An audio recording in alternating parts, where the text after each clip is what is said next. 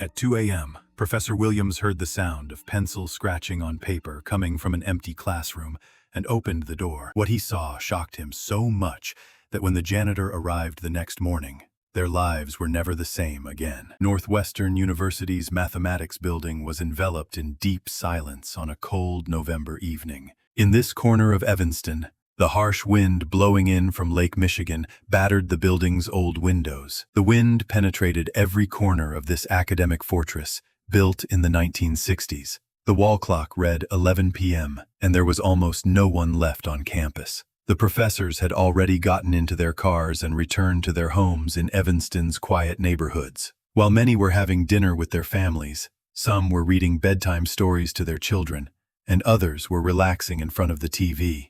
The mathematics building was eerily silent.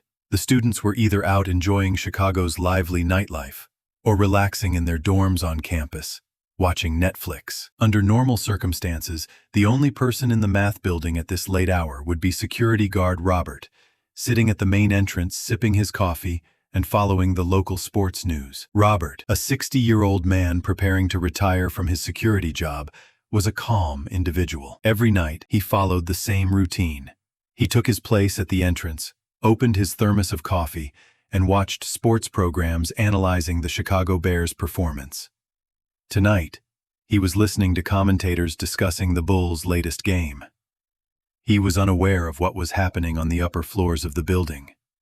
But Dr. Michael Chen was not a typical academic. The 52-year-old theoretical mathematics professor loved the deep silence of the night. Once the endless hustle and bustle of the day, student meetings, committee matters, and academic discussions with colleagues were over, he could finally concentrate on his research. Chen had been like this since childhood. When he and his family immigrated to the United States from Taiwan, he had become a quiet child due to the language barrier. Mathematics had become his universal language. Numbers and formulas never lied. This evening was no different. Chen was sitting in his corner office on the third floor, finalizing the research proposal he would submit to the National Science Foundation. The subject was developing a brand new algorithm for quantum computers, an approach that could solve complex systems of differential equations, something that had never been tried before. If this project succeeded, it could be the most important work of Chen's career.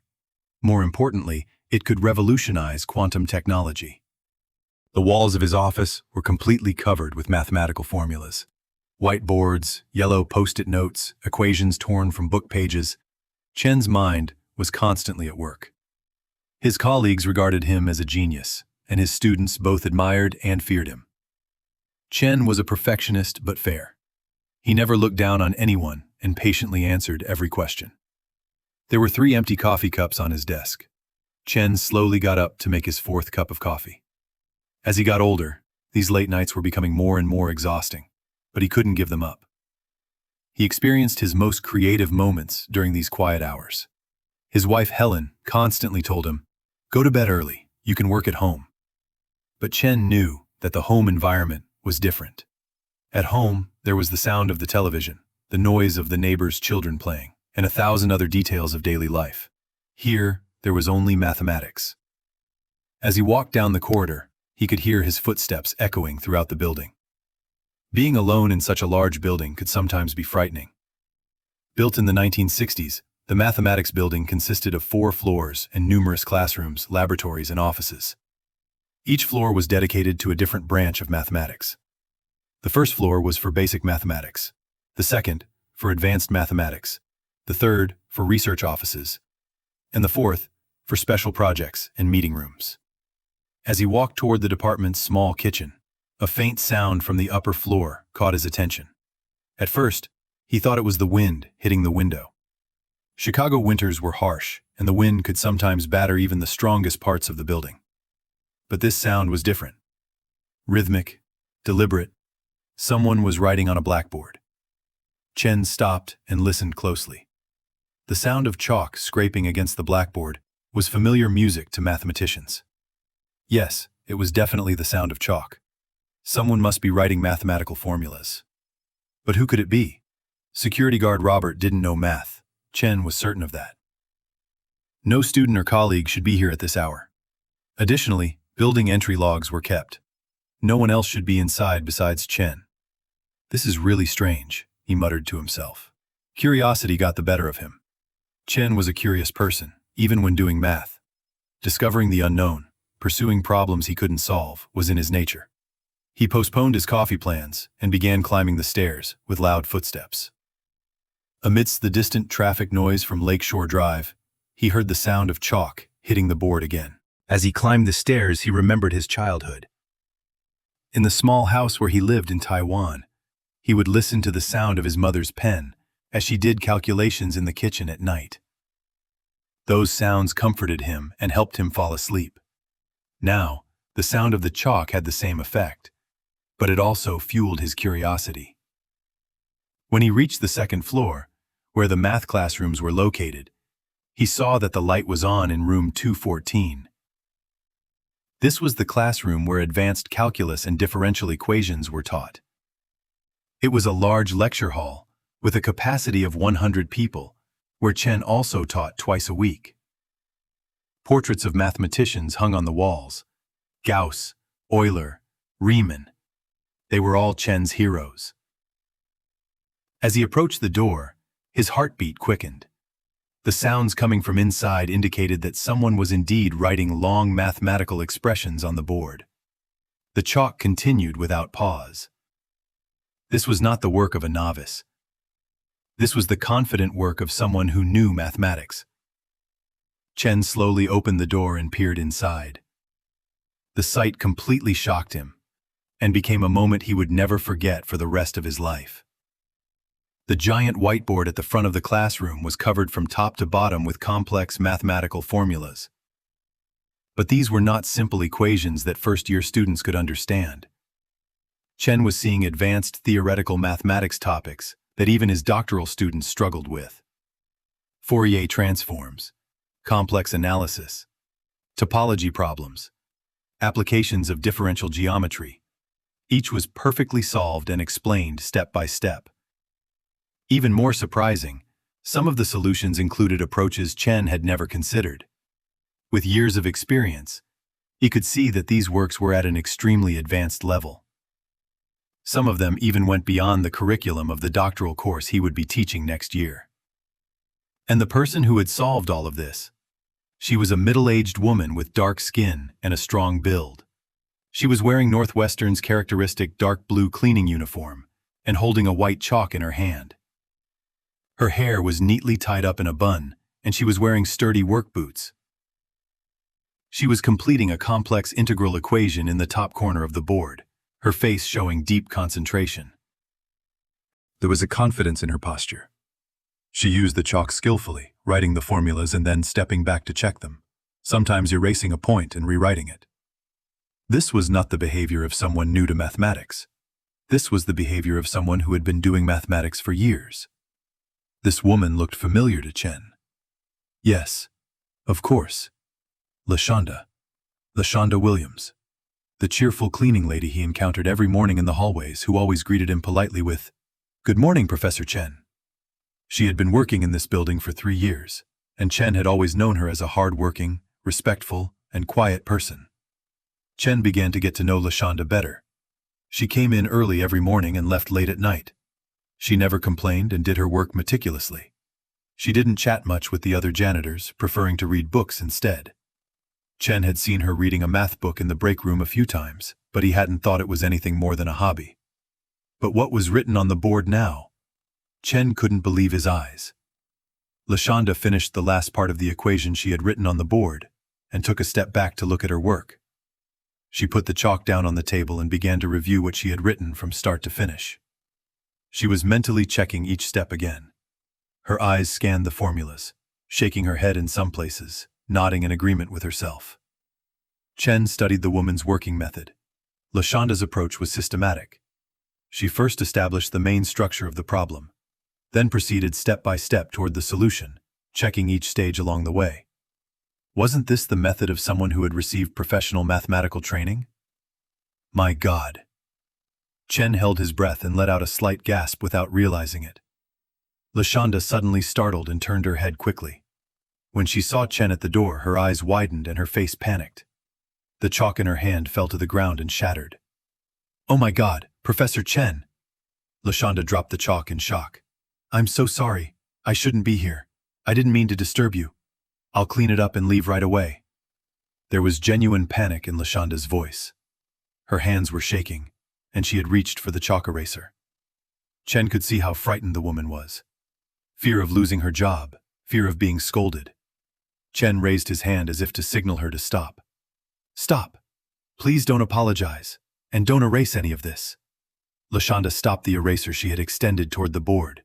Her face was flushed with embarrassment. "I really shouldn't be here, Professor. I know that very well. I was just curious." "Wait." Chen entered the classroom and closed the door behind him.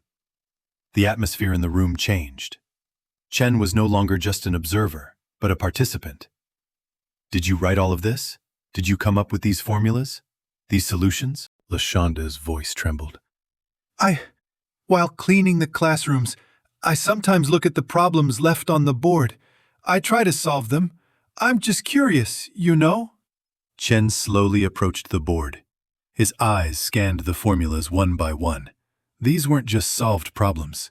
Some were entirely original approaches. In fact, a few were topics Chen had been working on in his own research field for years. "This is incredible," Chen said, his voice filled with both astonishment and admiration. "This differential equation here, I've been working on it for months, and you've found the exact right approach." LaShonda stood silently. She wiped her hands on a cleaning cloth. Chen could see how tense the woman was.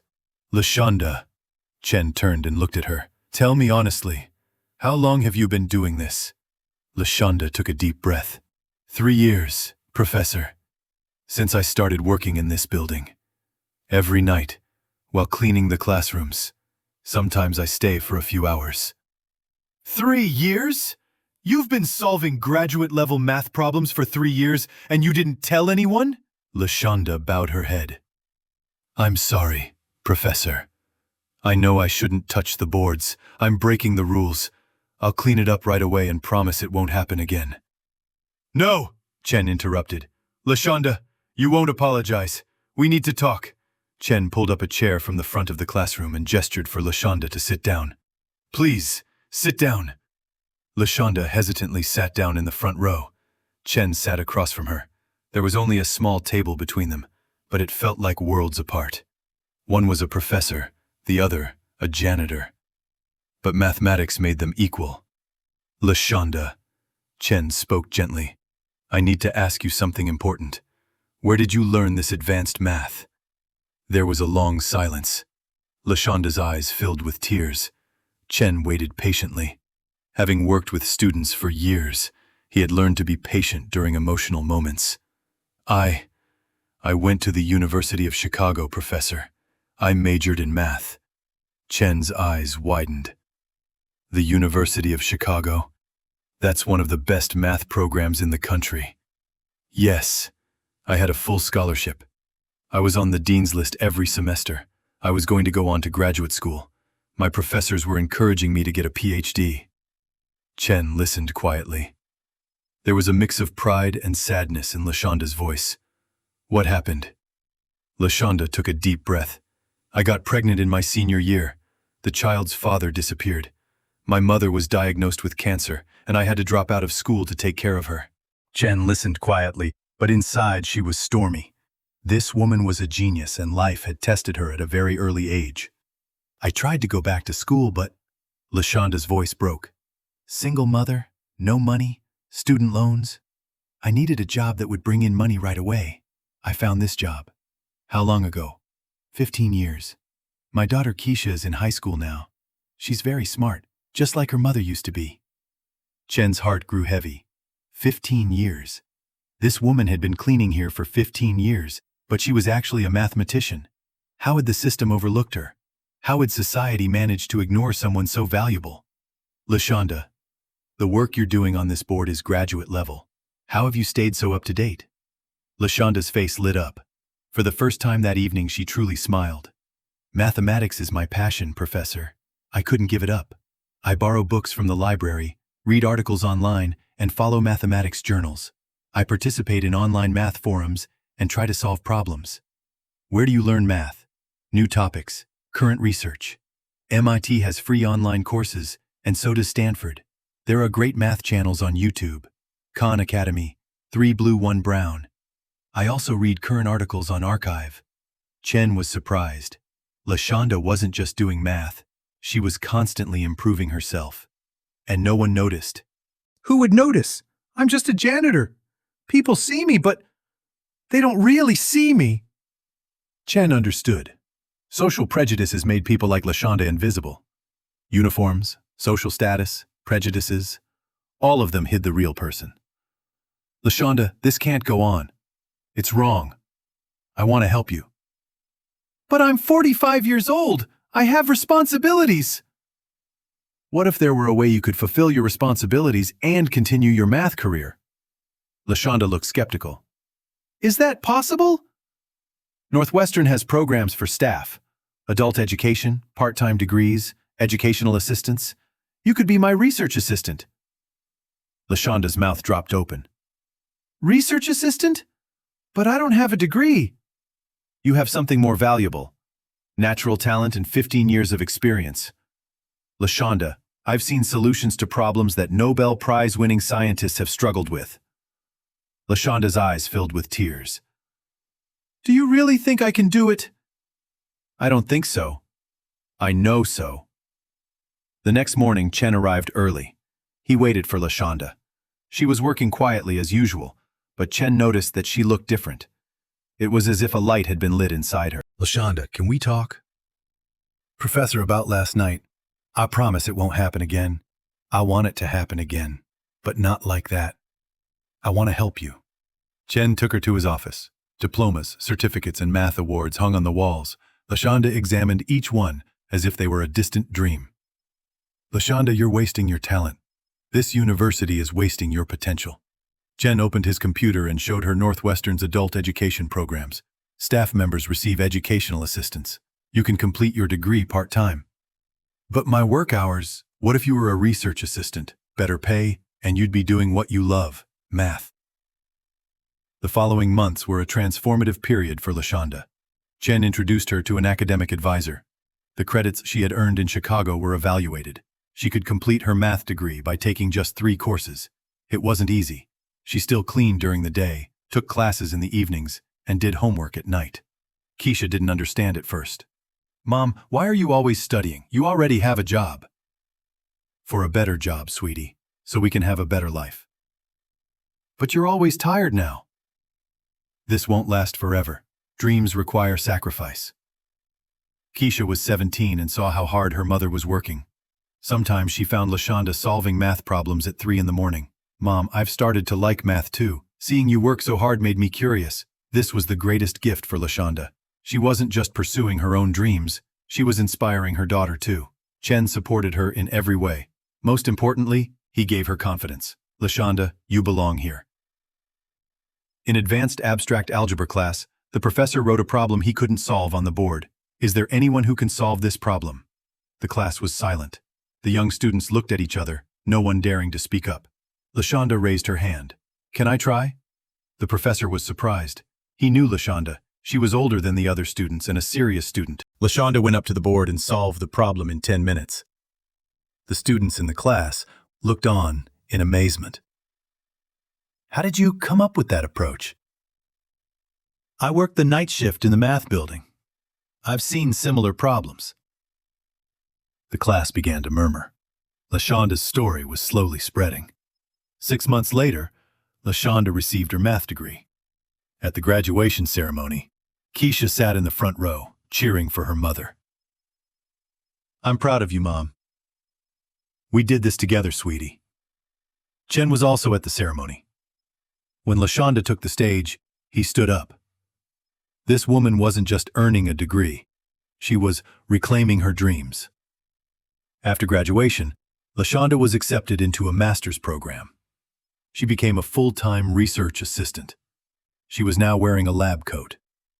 Her first research project was a differential geometry study she conducted with Chen. The approach LaShonda developed was published in the Journal of Pure Mathematics. She cried when she saw the name, Dr. LaShonda Williams. I never thought I'd see my name in a research paper. This is just the beginning, Chen replied. A year later, LaShonda's research received a Young Researcher Award from the American Mathematical Society. 2 years later, she was accepted into a doctoral program. But LaShonda wasn't just changing her own life. She launched a program called Second Chance Scholars, which offered opportunities to university staff who hadn't completed their education. The first participant, Maria Rodriguez, had dropped out of nursing school. James Washington had become a father while studying engineering and had dropped out of school. Friends, LaShonda said at the program's first meeting, I know what it's like to think your dreams are dead. I thought that for 15 years. But they weren't dead. They were just waiting. Keisha is now studying at Northwestern, pursuing a double major in mathematics and computer engineering. Mom, you inspired me, not just to study, but to never give up. Keisha's own story was also inspiring. She grew up watching her mother's struggles, which fueled her interest in math and technology. In her senior year of high school, she watched her mother work as a research assistant and saw the power of science. My mother showed me that age is just a number. What matters is passion and determination. Keisha is now active in student groups at university, particularly mentoring disadvantaged students. She is following in her mother's footsteps. LaShonda's office is now in the math department. On the wall hangs her old cleaning uniform, framed in a small frame. Below it reads, "Dreams that are postponed are not dreams that are denied." Students address her as Professor Williams. But LaShonda still recognizes Northwestern's cleaning staff and talks to them. You can call me LaShonda. No, you've earned that title. Every student knew LaShonda's story. She wasn't just a math teacher, she was also a life coach. Students came to her not only with math problems, but also with personal issues. Professor Williams, I'm thinking of dropping out. It's too hard. Look, I came back at 45. How old are you? 20. Then you have time. But remember, nothing easy is valuable. Chen watched this transformation with both pride and reflection. What if he hadn't seen her that night? LaShonda would still be cleaning. Her talent would still be hidden. How many other LaShondas were there elsewhere? How many hidden geniuses were waiting to be seen by society? These thoughts troubled Chen. How elitist was the academic world? How closed off? Social class, economic status, race. How much did these factors overshadow true talent? Chen began writing articles on these topics. In his article titled, Hidden Genius, How Society Overlooks Mathematical Talent, he told LaShonda's story using a pseudonym. Mathematics is universal, but opportunities are not, he wrote. To find genius, we must look not to universities, but to life. One evening, he was wandering around the math building again. As he passed by room 214, he stopped. The sound of chalk scraping against the board came from inside. He opened the door slightly. This time, it wasn't LaShonda at the board. A young Latina woman, wearing a cafeteria uniform, was writing chemistry formulas. Chen smiled. Here we go again. He knocked on the door. Excuse me, ma'am. The woman startled. Oh, I'm sorry, I was just... What's your name? Isabella Morales. Isabella, would you like to talk? Expansion of the Second Chance Program. LaShonda's Second Chance Scholars Program was now recognized throughout the university. Participants came from all departments, not just mathematics. Maria Rodriguez was now a registered nurse and working at a hospital. James Washington had earned his engineering degree and started working at a technology company. LaShonda didn't just give us an educational opportunity, said Maria. She gave us the chance to believe in ourselves. The program was so successful that other universities began launching similar programs. LaShonda was speaking at conferences across America, sharing her experiences. LaShonda's story began to appear in the media. An article in the Chicago Tribune, From Janitor to Professor, A Mathematical Journey. But LaShonda was more interested in real change than media attention. "My story isn't special," she told the journalist. "What's special is that Dr. Chen saw me. How many people don't we see?" This statement sparked debates in the academic world. Universities began reviewing their personnel policies. Talent recruitment methods changed. Dr. LaShonda Williams was now conducting significant research in quantum mathematics. The algorithm she developed with Chen was being tested on IBM's quantum computers. "LaShonda's approach is very unique," Chen said at a conference. "She sees mathematics through the lens of life. This perspective is rarely found among mathematicians educated in the academic world." LaShonda's papers were now being cited worldwide. MIT, Stanford, Cambridge. The most prestigious institutions were inviting her to conferences. LaShonda had grown not only professionally, but also personally. The woman who had spent 15 years feeling small and hiding herself was no longer there. In her place was a confident, collaborative, and leadership-oriented academic. "I used to try to be invisible," she said in an interview. "Now I try to be visible, not just for myself, but for others like me." There was a photo in LaShonda's office, an old photo of herself in a cleaning uniform. But now this photo was a source of pride, not shame. LaShonda was now writing her doctoral thesis. The topic: Quantum Computing Applications in Complex Analysis. Her thesis advisor was Chen. "When she completes this thesis, a new era in mathematics will begin," Chen said. LaShonda's approach combines classical mathematics with the quantum world. The thesis defense would take place in Northwestern's largest auditorium. Keisha would sit in the front row, cheering for her mother. LaShonda's story demonstrates the power of hope. But the real power lies in people like Dr. Chen. Those who notice, those who provide opportunities. Now there is a plaque hanging on the wall of the mathematics department at Northwestern. "Genius is everywhere. Opportunity is not." And at the beginning of each new semester, LaShonda tells her young students, "Don't think you can tell someone's story by looking at their uniform. The person mopping your floors may be solving problems you can't even imagine. Respect everyone. You never know who you're talking to." That night, if Chen hadn't overcome his curiosity, if he hadn't heard the voice or cared, LaShonda would still be solving math problems at night and mopping floors during the day. But perhaps the most important lesson is this: how many LaShondas are around us that we simply don't see? How many hidden geniuses are waiting to be noticed? The answer is terrifyingly simple: too many. And perhaps, after hearing this story, you'll look at the people around you differently. Perhaps you'll notice someone. Perhaps you'll change a life. Because sometimes, simply seeing someone is enough to change everything. LaShonda's story shows that the American dream is real. But that dream is made possible by people like Dr. Chen, those who provide opportunities, believe in others, and offer support. You could be one of them. There are millions of LaShondas in America. They are waiting. They just need a Chen. Someone who notices. Someone who cares. Maybe that person is you. Because, like mathematics, humanity is universal. Equations are the same in every language. And hearts beat the same everywhere. LaShonda's formulas weren't just about numbers. Those formulas were the mathematical expression of hope, determination, and second chances. And the solution to this equation is simple. See, notice, take action.